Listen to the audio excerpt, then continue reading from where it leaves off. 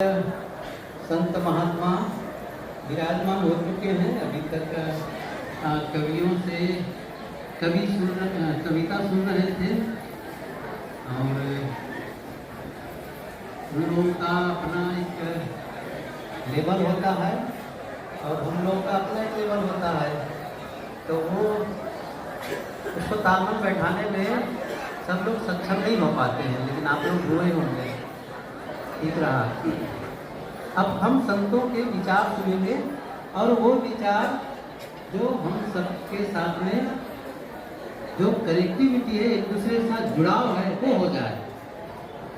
तो अब हम थोड़े थोड़े सुनेंगे। देखो, ज़्यादा हमारे पास समय नहीं है, लेकिन इसी में से सबका सुनना है।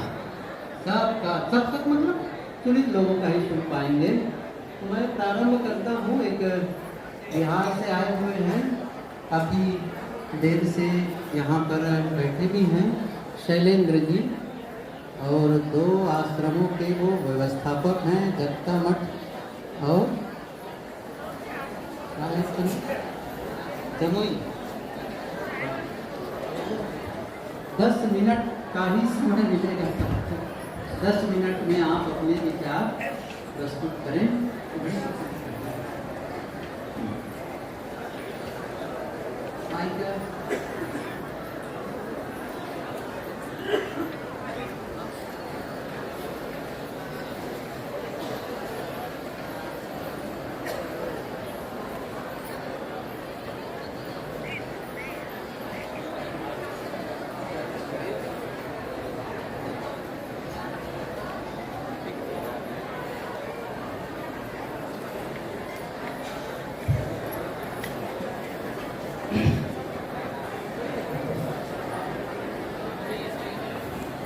बोलिए सद्गुरुदेव की। और ऊंची आवाज होनी चाहिए। बोलिए सद्गुरु कबीर साहेब की। बोलिए सद्गुरु अभिलाष साहेब की।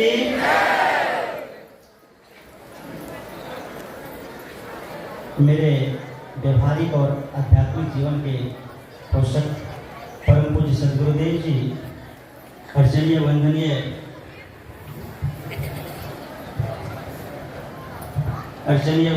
पूजनीय मंचासीन वीरत विवेक संपन्न संत समाज, भारत के कई राज्यों से आए हुए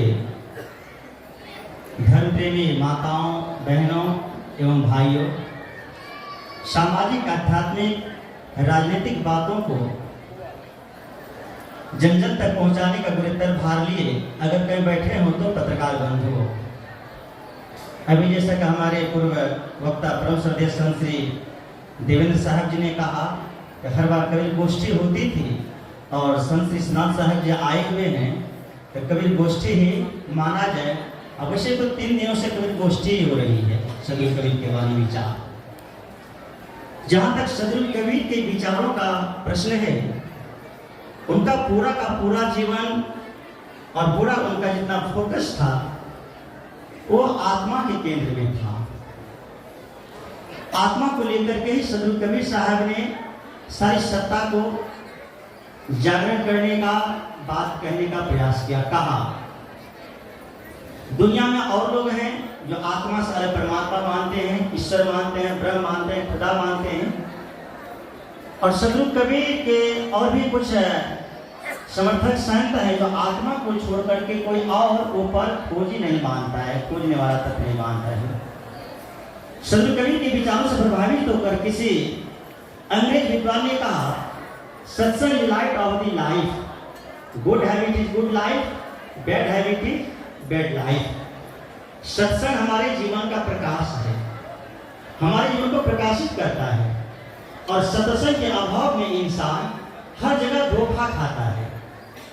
जैसे मैं कभी कभी इसको घटना के तौर पर कहा करता हूँ, जैसे यहाँ कुछ लोग लोकल से आए हुए हैं, दूर वाले यही रहेंगे, और अगर सत्संग समाप्त हो जाता है आप लोग अपने घर जाते हैं, और अपने घर में हो सकता है सोने का दीपक हो, चांदी का दीपक हो।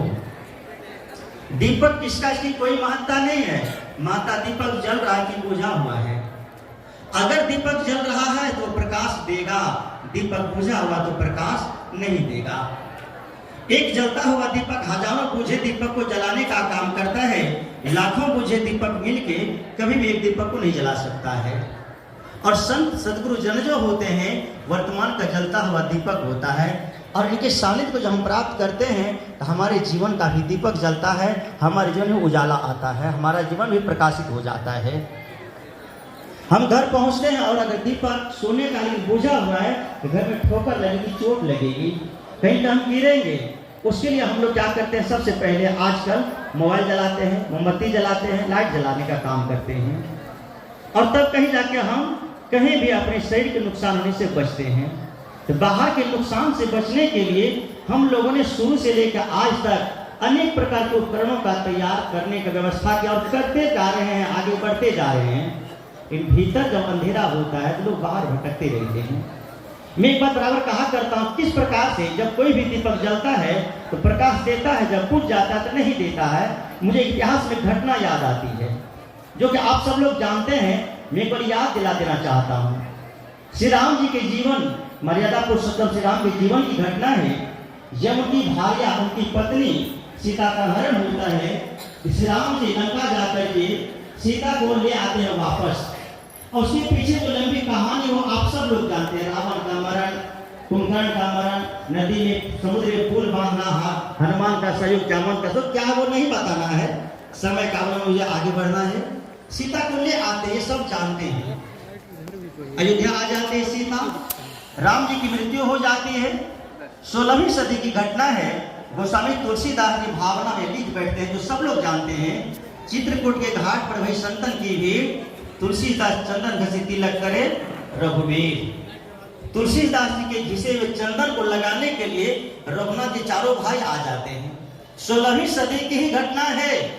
हिंदुस्तान में बाबर आता है और राम जी के घर अयोध्या में उनके घर को ध्वस्त कर देता है, तोड़ देता है। जबकि उस समय में न तो कोई जेसीबी मशीन था, न कोई बुलडोजर था, छेनी, हथौड़ी और कैंची का प्रयोग रहा होगा, और घर को तोड़ दिया।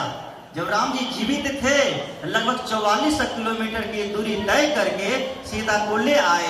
जब उनके जीवन का प्रकाश समाप्त हो गया तो अयोध्या से 350 किलोमीटर की दूरी पर बसने वाला चित्रकूट, वहां पर राम जी चंदन घिस रहे हैं तुलसीदास के अनुसार, लेकिन अपना घर नहीं बचाने आते हैं। बाबर का बेटा हुमायूं, हुमायूं का बेटा अकबर, अकबर का बेटा जहांगीर, जहांगीर का बेटा शाहजहां, और शाहजहां का बेटा औरंगजेब, औरंगजेब का भतीजा बहादुर शाह जफर। इन 6 पीढ़ियों ने वहां पर राज अदा किया, नमाज अदा किया। इन कभी हनुमान जी गदा लेकर के नहीं आए। सबको आज भी देखे हिंदुस्तान का हर कोने पर हनुमान जी दिखाई पड़ेगा, गदा लेकर तैयार है। ये दुर्भाग्य की बात है, हनुमान जी सब जगह तैयार है, अपने प्रभु श्री राम के घर को नहीं बचा पाए। लगभग 250 साल मुसलमानों ने और लगभग 150 साल अंग्रेजों ने यहाँ पर राज किया।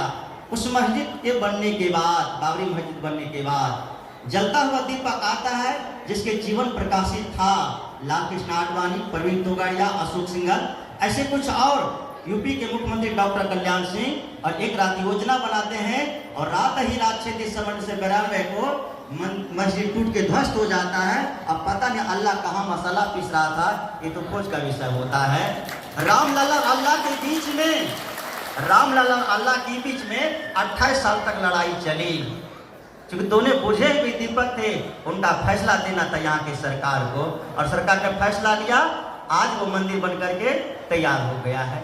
मेरे कहने का आशा था, हमारे यहाँ होता क्या है, बेटी की शादी करेंगे, लड़का जिंदा चाहिए, स्वस्थ चाहिए।